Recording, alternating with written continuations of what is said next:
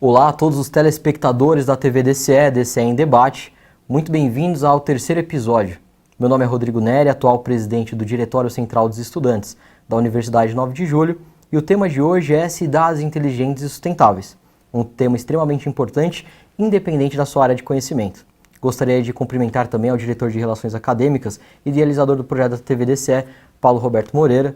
E estamos aqui hoje com o nosso ilustre convidado, que dispensa apresentações, professor Wilson Levi. Professor, muito obrigado por aceitar o convite. Eu que agradeço, Rodrigo. Boa noite a você, boa noite a todos que nos assistem na TV DCE. Pessoal, curiosos, alunos da Uninove, fiquem ligados, então, porque nos próximos minutos nós estaremos explorando um pouquinho mais sobre o conceito de cidades inteligentes e sustentáveis e como funciona esse programa de mestrado aqui na Uninove. Professor, se puder falar um pouquinho para a gente do seu background, como é que você se relacionou com o tema cidades inteligentes e sustentáveis aqui no mestrado? Bom, Rodrigo, eu sou advogado, só que desde o início da minha trajetória acadêmica eu me preocupei com pesquisa. Eu fiz 3 anos de iniciação científica na graduação, emendei o mestrado num tema mais próximo da teoria do direito, falei um pouco sobre democracia no mestrado. E quando eu cheguei no doutorado, eu coloquei na cabeça que a minha pesquisa tinha que fazer sentido para as pessoas, tinha que fazer sentido para a sociedade.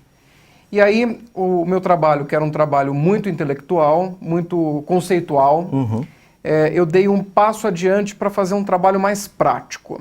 E acabei fazendo o meu doutorado na área do direito urbanístico. Correto.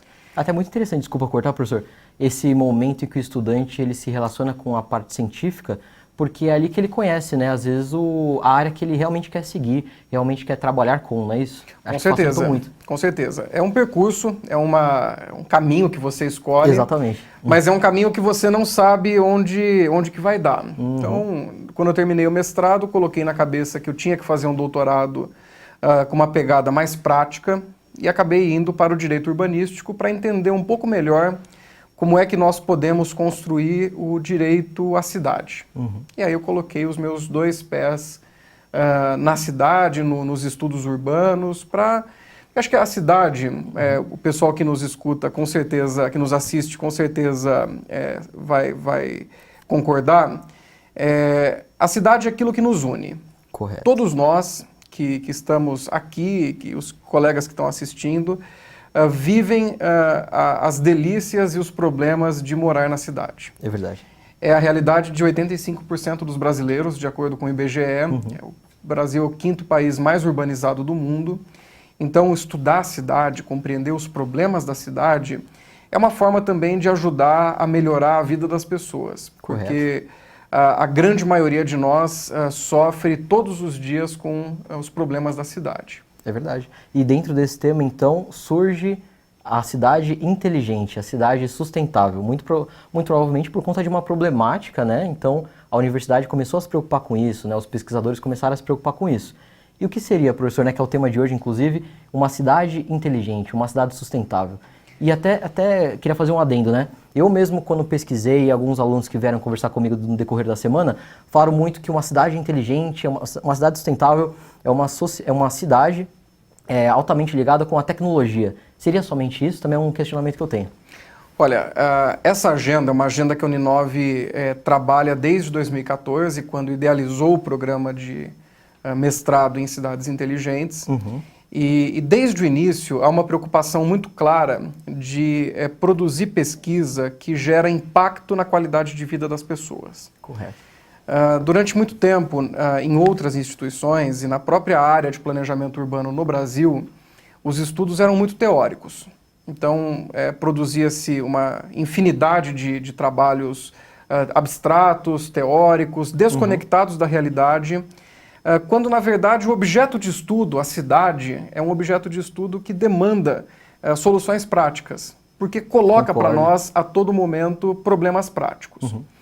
Então, a ideia de uma cidade inteligente para nós, ela vai além do que o senso comum muitas vezes nos inspira. Como você bem colocou, uma cidade inteligente no imaginário das pessoas é uma cidade conectada, É uma cidade em que o cidadão consegue circular e consegue interagir por meio de aplicativos, em que os problemas são administrados por meio da tecnologia, com apoio da tecnologia. Mas para nós uma cidade inteligente é uma ideia muito mais ampla. Primeiro porque a cidade é a maior invenção da inteligência humana. Exatamente. E então uma cidade inteligente, ela passa necessariamente pela ideia de um cidadão inteligente. Porque a capacidade que a cidade tem de se construir, de se reconstruir e de se reproduzir depende muito da qualidade das interações entre as pessoas. Hoje nós estamos aqui conversando sobre cidades porque a cidade nos permite isso. Se nós morássemos no campo, nós estaríamos geograficamente muito distantes. Então a cidade aproxima pessoas com talentos diferentes, aproxima pessoas com habilidades diferentes e por meio dessas interações de saberes, de habilidades, de inteligências, a cidade se reproduz e ela exerce aí o seu maior papel na evolução da humanidade. Correto. Então, para nós, uma cidade inteligente não é apenas uma cidade conectada, mas é uma cidade em que a sociedade civil toma a iniciativa de pensar soluções para problemas práticos e ela se organiza por meio de associações de bairro, por meio de coletivos, por meio de movimentos sociais e a atuação desses grupos gera um impacto positivo na vida das pessoas. Uma cidade inteligente é também uma cidade que pensa as suas leis, e aí eu falo muito na minha posição de advogado, que tradicionalmente as leis, elas mais dificultam a vida nas cidades do que proporcionam um ambiente amigável para o desenvolvimento urbano. Correto. Então, quando a gente pensa numa cidade inteligente ou na lei de uma cidade inteligente, é uma lei que deve estimular o desenvolvimento urbano. Os alunos do direito que nos acompanham, eles sabem que o direito administrativo, aqueles que já tiveram direito administrativo, é um direito que fala muito não. Não pode construir aqui, não pode ter determinada conduta aqui, esse imóvel não pode ser usado para fins comerciais. Então, quando a gente pensa numa cidade inteligente, a gente também tem que repensar o papel da lei. E fazer com que a lei, mais do que dizer o que não pode, diga de que maneira nós devemos orientar o nosso desenvolvimento urbano e fazer com que esse desenvolvimento urbano seja melhor para todos. Correto. E na parte da tecnologia, Rodrigo, eu acho que a gente tem que abrir a cabeça. O Brasil é um país com muitos problemas urbanos. E esses problemas fizeram com que as pessoas conseguissem desenvolver uma capacidade incrível de desenvolver soluções criativas para os seus problemas. Então, aquela ideia que nós temos, às vezes, negativa, de gambiarra, para nós é um foco de inovação muito forte. A gambiarra tem um potencial de inovação, aquele faça você mesmo tem um potencial de inovação. Eu estava lembrando aqui que os aplicativos de mobilidade tradicionais, eles cruzam alguns dados e eles dificultam que pessoas que moram em bairros com problemas de violência urbana tenham acesso aos veículos compartilhados. Correto. Então teve um bairro na Brasilândia, aqui em São Paulo, que era um bairro que tinha esse problema, os motoristas cancelavam corridas e, enfim, isso dificultava a mobilidade das pessoas. Inclusive, até, desculpa cortar, professor, o próprio aplicativo, né, ele indica área de risco, algo Exatamente. assim, né? Quem está nos assistindo também sabe. Sim. É verdade. Então, a comunidade de moradores da Brasilândia desenvolveu um aplicativo do bairro.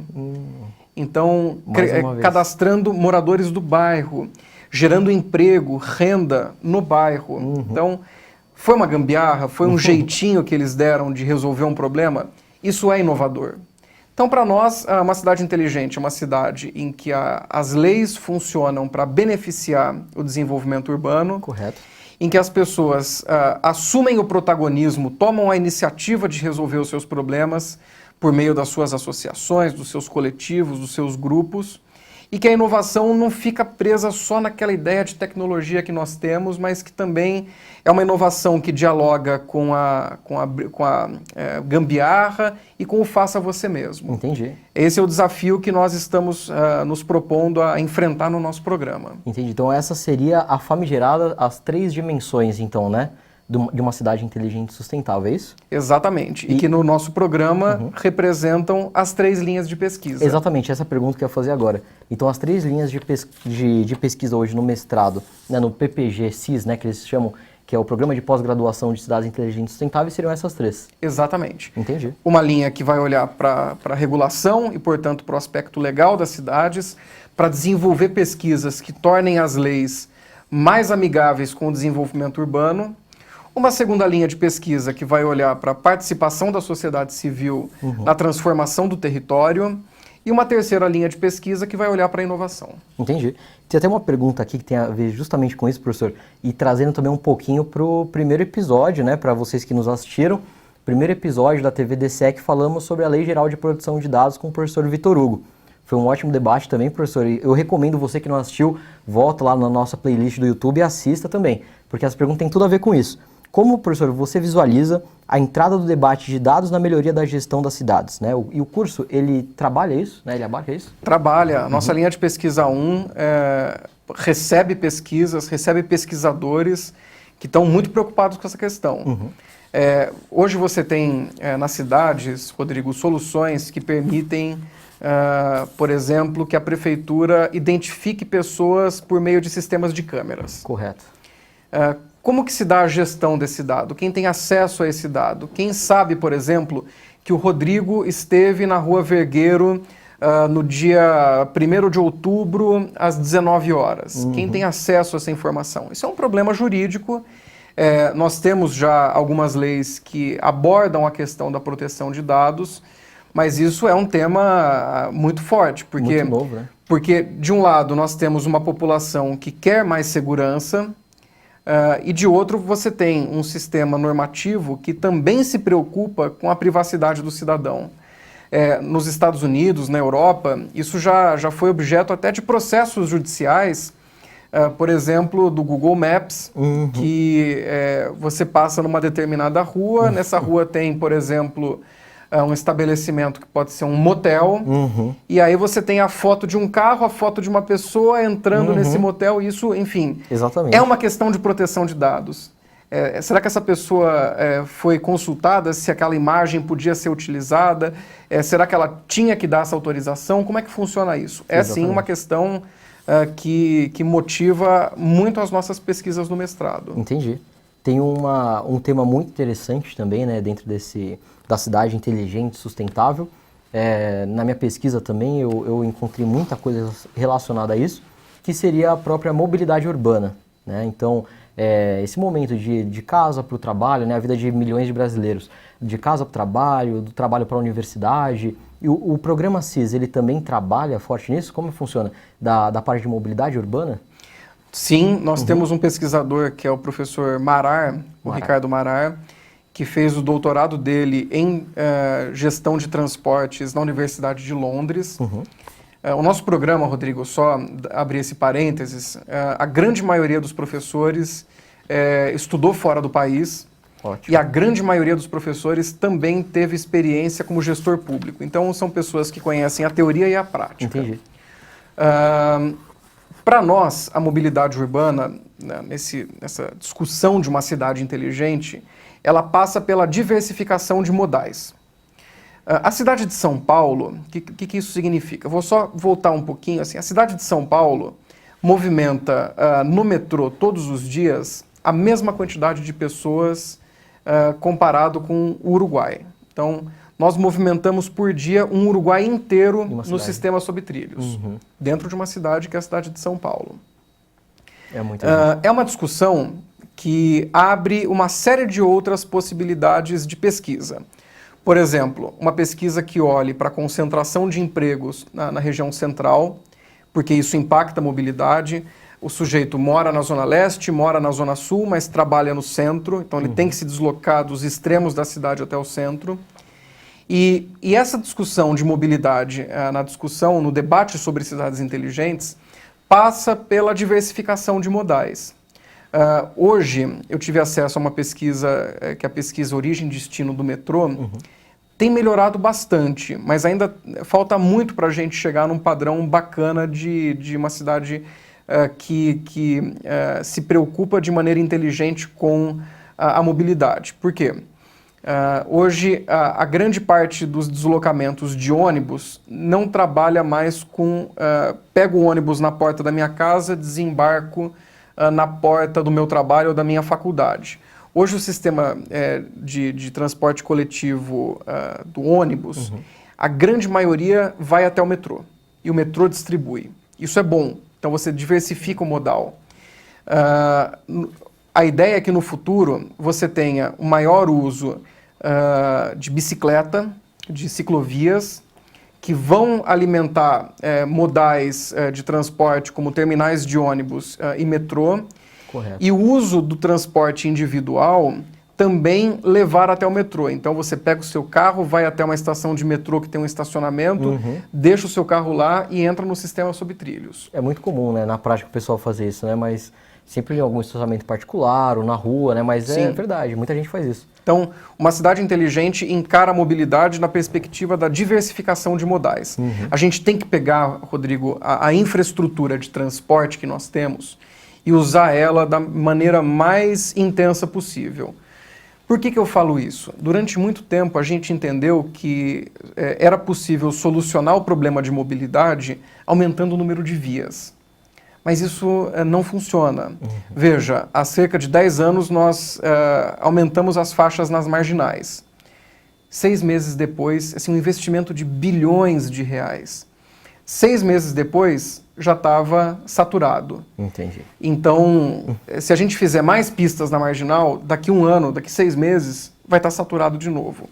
Então a gente tem que aproveitar a infraestrutura que já existe de uma maneira mais inteligente, diversificando modais, reservando mais espaço para o ônibus, mais espaço para a bicicleta e, principalmente, investir em levar o emprego para os extremos da cidade. Isso é fundamental para resolver o problema da mobilidade de uma forma inteligente. E falando nessa questão de solucionar problemas, existe já alguma tomada de decisão pragmática, né, prática, em São Paulo, no Brasil como um todo, relacionada às cidades inteligentes? Né, existe alguma medida, né, por parte do poder público para estar solucionando isso? Nós temos, Rodrigo, muitas iniciativas de cidades que elas chamam de cidades inteligentes. Mas o que nós notamos é que ainda não há uma segurança do que é uma cidade inteligente. Por isso que o primeiro desafio que nós colocamos no nosso programa é definir o conceito de uma cidade inteligente. Porque corre-se o risco dessa expressão servir para o prefeito criar uma marca, criar um slogan sem conteúdo. Entendi. Então, nós temos cidades que usam sistemas de gerenciamento de dados, de previsão, por exemplo, de riscos de enchente ou de deslizamento, especialmente no Rio de Janeiro. Nós temos São Paulo com um sistema inteligente de câmeras. Nós temos Curitiba como um caso muito bacana de mobilidade urbana, mas eu acho que é muito prematuro ainda a gente chamar isso de uma cidade inteligente. Entendi. Considerando especialmente isso que nós falamos no início, de uma cidade que olha para várias interfaces do que é uma cidade inteligente. Eu estive em Barcelona em 2016, no Congresso Mundial de Cidades Inteligentes. O apelo desse congresso é um apelo muito comercial. E o que a gente mais via era prefeito indo lá, vários prefeitos aqui do Brasil, indo lá comprar soluções. Então, comprar um semáforo inteligente, comprar um ônibus inteligente, comprar um sistema de gerenciamento de energia elétrica inteligente, uma praça com Wi-Fi. Mas isso não é uma cidade inteligente, porque não melhora a qualidade de vida necessariamente e não faz com que a cidade aproveite a sua grande vocação de aproximar pessoas, de fazerem pessoas interagirem melhor e, com isso, criar efetivamente uma cidade mais inteligente. Entendi. Então o tema ele é bem mais amplo até do que eu mesmo imaginava, né? E para quem está cursando esse programa, né, está no mestrado, ele pode considerar que ele tem um leque muito grande no que se refere ao mercado de trabalho? Com certeza. Existem muitas oportunidades para aquele que faz uma pós-graduação no CIS, por exemplo, depois aí fora? Como seria? Com certeza. O que eu tenho notado, inclusive pela minha atividade fora da universidade, como consultor, como advogado, que tem havido uma demanda muito grande de diversos setores por temas de cidades inteligentes. Vou dar um exemplo. Muitas incorporadoras, então muitos agentes do mercado imobiliário, já perceberam que o sucesso do seu empreendimento passa pela contratação de profissionais que tenham um olhar mais amplo sobre a cidade. Porque antigamente, para você construir um prédio, você precisava basicamente de um arquiteto, de uma equipe de engenheiros e de um time de operários da construção civil. Hoje, o empreendimento, para ele dar certo, ele passa por estratégias de comunicação, ele passa por um profissional que entenda como é que as leis funcionam, os planos diretores, as leis de zoneamento funcionam, para que ele tenha um empreendimento com maior possibilidade de gerar lucro. E também por profissionais que vão atuar junto, profissionais da iniciativa privada, que vão atuar junto à prefeitura, para sensibilizar a prefeitura no momento que ela estiver revendo o seu plano diretor, que são revistos periodicamente, para incluir elementos de sustentabilidade econômica nesses empreendimentos. Então, existe uma demanda muito grande no setor de comunicações, no setor de direito imobiliário, na arquitetura, de incorporar as inovações tecnológicas na automação de imóveis, também na área de urbanismo, para você modelar o empreendimento imobiliário de uma maneira que ele aproveite ao máximo os potenciais que a lei permite de construção, e também de pensar esses empreendimentos. Aqui em São Paulo está muito forte isso, tem várias incorporadoras que estão trabalhando dessa forma, de entender que numa cidade inteligente as necessidades das pessoas mudaram. Hoje nós temos incorporadoras que trabalham com a moradia como um serviço. Não é mais aquela ideia que a gente tinha há alguns anos, algumas décadas, de comprar a casa própria. Porque eles já perceberam que ao longo da vida a pessoa muda de lugar muitas vezes. Seja por motivo de estudo, por motivo de trabalho, às vezes ela quer dar um tempo, quer morar fora. Um casamento, né? Um casamento. Então ela não fica mais presa no imóvel. Então tem construtoras aqui em São Paulo que não estão mais nem vendendo apartamentos, que elas só alugam. Entendi. Encarando como um serviço. E elas notam, por exemplo, que em determinadas regiões, como no centro, as pessoas querem andar de bicicleta. Então, mais do que vagas de estacionamento, ela precisa de um bicicletário. E que às vezes essas pessoas são solteiras ou são casais sem filhos e os espaços estão diminuindo. Então, isso conecta o empreendimento com redes de compras automáticas, máquinas que você passa o cartão e sai uma comida congelada. Então, são pessoas que procuram esse tipo de consumo. E o profissional que vai ajudar a incorporadora a chegar nesse resultado é alguém que tem que ter muito conhecimento do que é uma cidade inteligente, do que é um cidadão conectado, do que é um cidadão inteligente. E assim, da mesma forma, né, partindo também desse princípio dos apartamentos cada vez menores, eu vejo não só a cidade dormitório, mas eu também vejo essa questão do apartamento ser um apartamento dormitório. Antigamente a família, ou se não o casal, a pessoa solteira, né, morar sozinha, usufruía da casa, usufruía desse apartamento, mas hoje em dia eu vejo esse movimento, né, da pessoa aproveitar cada vez mais a cidade, isso tudo, e cada vez menos, né, o próprio apartamento, a própria casa. Exatamente, e isso tem tudo a ver com uma cidade inteligente. Então o profissional tem que ter esse feeling, essa percepção de que a cidade inteligente ela está toda hora mudando e que nós precisamos estar alguns passos à frente para adiantar essa mudança e criar produtos que sejam interessantes para o mercado e com isso fazer com que o mercado continue lucrando, enfim. Então, nós formamos esse tipo de profissional. Entendi. Que pode ser um engenheiro, que pode ser um arquiteto. Exatamente essa pergunta que eu ia fazer agora, né? Pode ser, no nosso programa... Qual o perfil, né, do aluno necessário ou não existe isso? Né? Não existe isso. Nós temos no nosso programa jornalistas, advogados, arquitetos, engenheiros, nós temos alunos formados em turismo, alunos formados em ciências sociais, economia. São pessoas que têm a sua atuação ligada à cidade, de alguma forma, e que vêm atrás de um conhecimento que vai qualificar, vai turbinar o seu currículo para entregar produtos cada vez melhores para a cidade. Entendi. Inclusive, gostei muito, né, da ideia do programa, um programa muito bacana, extremamente amplo, então possibilita o aluno abarcar, estudar, se especializar, digamos assim, em diferentes áreas possíveis, né? Ele não fica preso a um teminha só, é algo muito amplo. E acho que essa seria não só a minha dúvida, professor, mas a dúvida de muitos alunos também. Eu estou terminando a graduação agora, estou no 8º semestre de Direito, e se eu quisesse entrar no programa? É difícil entrar? É caro? Como é que é? O nosso programa, Rodrigo, graças a Deus, felizmente, é um programa que tem uma procura muito grande. Nós temos tido aí mais de 100 candidatos para cada processo seletivo, aí uma média de 6 candidatos por vaga, que a gente tem observado nos últimos tempos. Isso é ótimo, porque permite que a gente selecione realmente os melhores. Exatamente.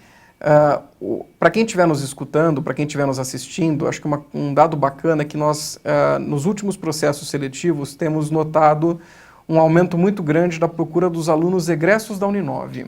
E muitos desses alunos estão conosco porque mostraram realmente que têm ideias muito inovadoras para a cidade e que merecem essa possibilidade de continuar estudando num tema tão bacana em nível de mestrado. Então, o processo seletivo consiste numa prova de conhecimentos gerais, com 3 ou 4 questões. E aí, a gente mudou um pouco. Os mestrados, antigamente, ou alguns mestrados ainda fazem isso, o nosso não.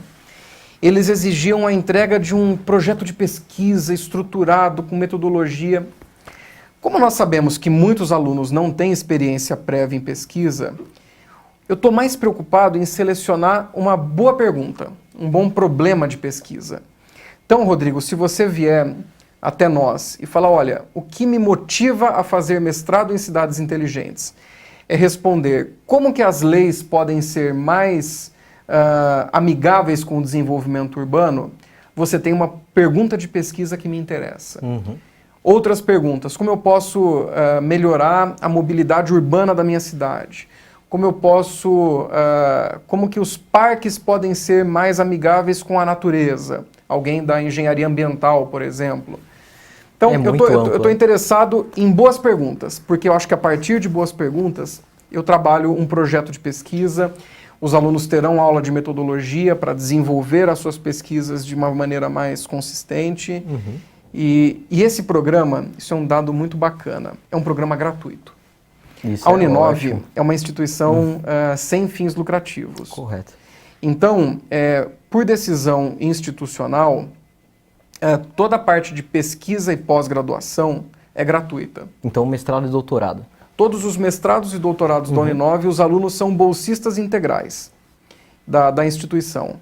Isso para nós é fantástico, porque nós conseguimos selecionar alunos realmente muito interessados, porque aí a gente exige uma contrapartida, uma dedicação à pesquisa. Justo. É justo, porque a instituição está financiando essa pesquisa. Exatamente. E aí o aluno não tem a preocupação de chegar no fim do mês e ter que pagar uma mensalidade. Porque é uma aposta que a Uninove faz, que é um baita diferencial da nossa universidade, de que só se melhora um país por meio do conhecimento. E o conhecimento que é feito, que é produzido no mestrado e no doutorado, é um conhecimento muito importante para melhorar o nosso país. Agora, um alerta que eu faço. Não venham para o mestrado, para o processo seletivo, querendo discutir teoria. A teoria ela é importante, a teoria ela subsidia o estudo, mas a teoria não pode ser um fim em si mesmo. Então, nós estamos muito mais preocupados com as pesquisas que visam responder a problemas práticos. Então, o nosso programa é um programa que está muito vocacionado à pesquisa aplicada. É mão na massa, é resolver problema. Entendi. Então, com isso, porque o nosso programa, faltou falar isso, Rodrigo, uma informação muito importante.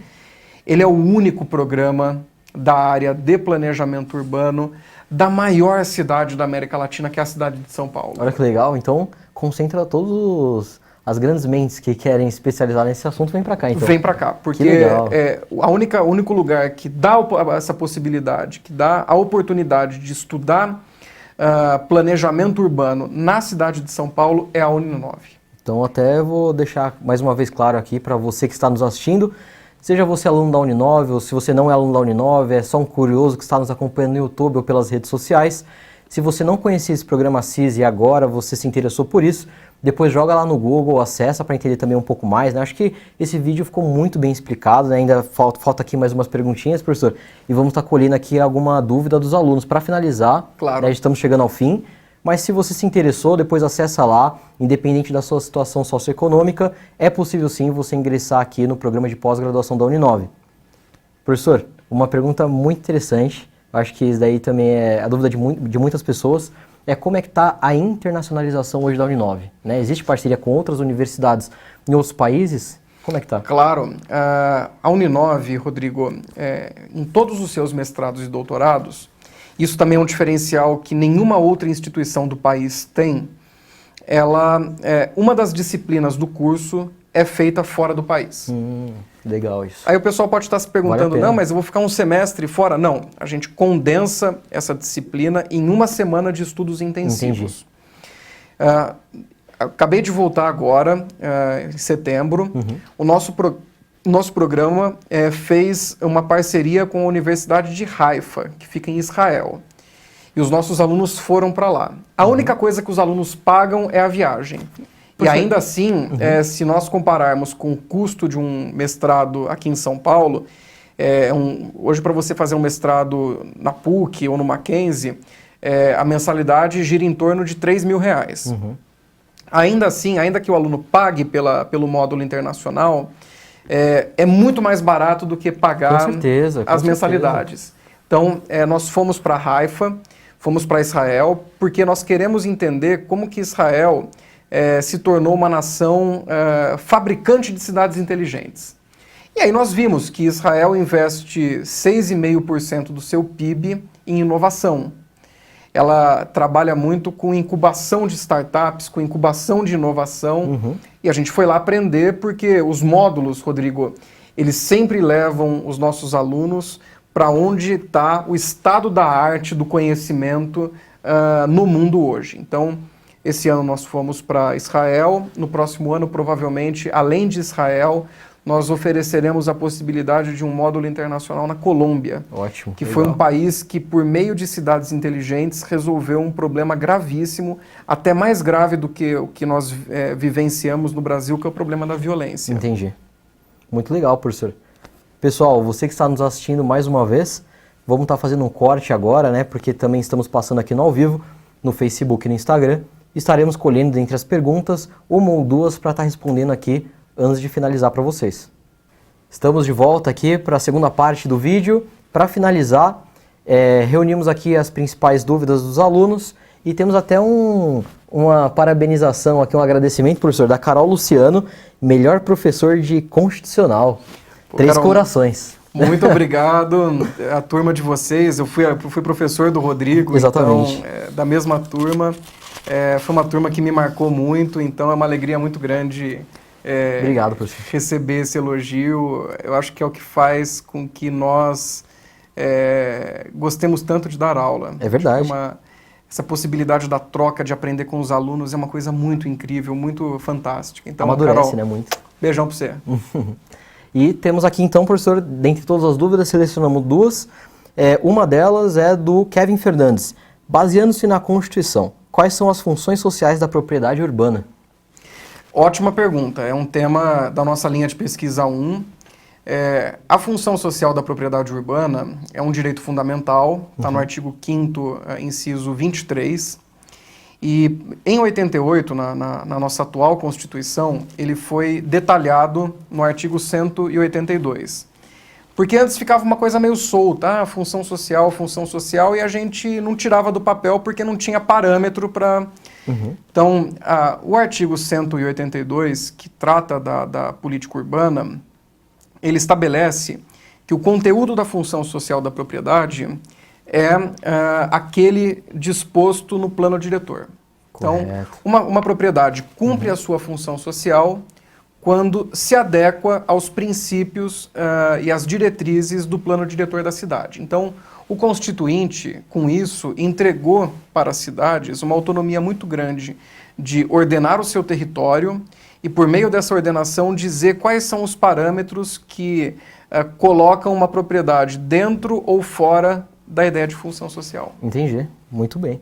Professor, a segunda dúvida, Viviane Patrício Delgado, né, coordenadora do PRIUNE aqui Beijão, na Universidade. Viviane. Ela perguntou, professor, qual a relação de cidades inteligentes e sustentáveis e a inclusão social e a participação social? Existe? Ótima pergunta. Viviane, obrigado pela tua pergunta. Eu acho que essa é uma discussão que faz todo sentido. Primeiro que um dos objetivos de uma cidade inteligente é reduzir a desigualdade e a exclusão social, que também se expressa no território, então uma exclusão que ela é social e territorial. E acho que isso faz muito sentido, Rodrigo e Viviane, quando a gente discute cidades inteligentes no Brasil. É importante, foi bom a Viviane ter colocado essa questão, porque é importante que a gente olhe para as cidades inteligentes. Claro, a gente pode comparar com Singapura, com Israel, com Malásia, com China, que são aqueles grandes expoentes de cidades inteligentes. Mas a gente não pode perder a conexão com as cidades brasileiras, que são cidades excludentes, são cidades com muita desigualdade. Então, pensar cidades inteligentes passa também por pensar as estratégias e a agenda de políticas públicas capazes de promover inclusão. Correto. O tema de inclusão aparece também na discussão da participação, que, como eu disse no início, uma cidade inteligente sem um cidadão inteligente e participativo é um conceito vazio. Então, só dá para falar em cidade inteligente se nós temos um cidadão que interage, que participa, que se mobiliza dentro do território para gerar impacto positivo na qualidade de vida das pessoas. Então, o papel das ONGs, do terceiro setor, das organizações da sociedade civil, na promoção de melhorias para o território, faz todo sentido e integra, não só no conceito de cidades inteligentes, mas também integra as preocupações do nosso programa do que é uma cidade inteligente. Entendi. Então, são coisas que andam completamente juntas. Falando também, para finalizar, infelizmente, professor, né, estamos chegando ao fim aqui do nosso bate-papo, né, do nosso debate. E uma última pergunta que eu teria para os alunos que estão nos assistindo, né, seja de um centro acadêmico, de uma atlética, do próprio Diretório Central dos Estudantes, ou que ainda não faça parte de uma dessas três, mas seja um aluno da Uninove. Acredito que o espaço da academia é um espaço onde o aluno pode cada vez mais, eu vou colocar entre aspas aqui, pelo amor de Deus, né, mas ficar mais inteligente. Então, como é que o movimento estudantil, como é que os alunos podem estar colaborando para uma cidade inteligente e uma cidade sustentável? Bom, Rodrigo, eu, não só como professor da Uninove, mas também alguém que acredita no projeto da Uninove, e acho que é um projeto incrível e que me motiva a vir todos os dias aqui trabalhar e lecionar. Eu acho que o primeiro passo foi dado quando vocês, estudantes, se matricularam numa universidade tão preocupada com a questão da inclusão. Se ela é amigável com a inclusão, ela seguramente se orienta ao fortalecimento de uma comunidade acadêmica cada vez mais atuante e participativa para manter esse trabalho em movimento. Eu acho a participação dos alunos fundamental. Eu fui do movimento estudantil, eu fui coordenador do Centro Acadêmico do Direito da PUC de Campinas. Legal. E vou falar para você, vou falar para todo mundo que estiver nos assistindo. Foi fundamental, não só para eu me tornar um bom aluno, porque eu abracei uma causa, mas também para eu aprender a fazer a boa política. Porque quando você tem o papel de representar estudantes, você precisa conhecer como que a sua instituição funciona, você precisa desenvolver estratégias de persuasão, de convencimento, você treina a capacidade de escuta, de articulação, de formação de liderança.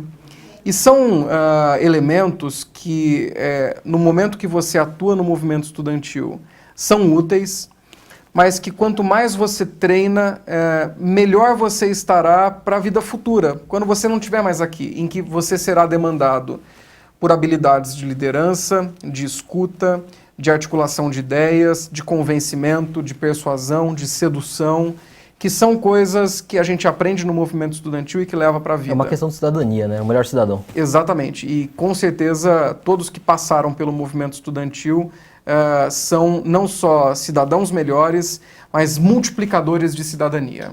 Então, meu convite é para que todos que se interessam pelo movimento estudantil, que se informem sobre os seus centros acadêmicos, sobre as suas atléticas, sobre o DCE, porque são espaços que trazem um aprendizado fantástico, não só para a formação do estudante, mas para a formação do cidadão e para a vida. Então, eu quero deixar até, para finalizar aqui o vídeo, professor, fica o convite, você que já nos segue, né, por meio das redes sociais e nos acompanhou aqui pelo ao vivo, caso você não siga, né, acessa lá no Instagram, DCEUni9, no Facebook também, DCEUni9 da mesma forma, pode continuar nos acompanhando pelo YouTube, né, inscreva-se, assine o sininho lá de notificações, TV DCE, DCE em Debate.